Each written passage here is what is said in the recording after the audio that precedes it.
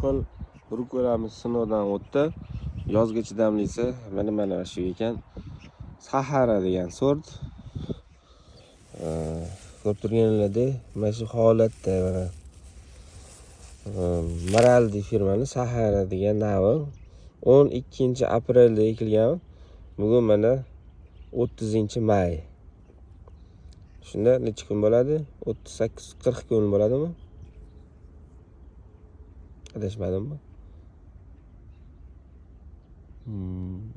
48 kun bo'lar ekan.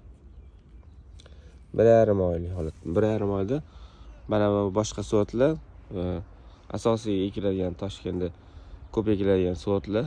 Bu ham o'zi yangi sort, undan keyingisi ko'proq ekiladigan sort bor. Bu ham shunday gullab yotibdi. Bu o'zi siyrakroq ham chiqqan, shuning uchun guli ham kamroq ko'rinyapti. Lekin mana bu kechroq gullayapti. Orasida bitta guli bor, lekin uncha yozga issiqqa chidamli edi.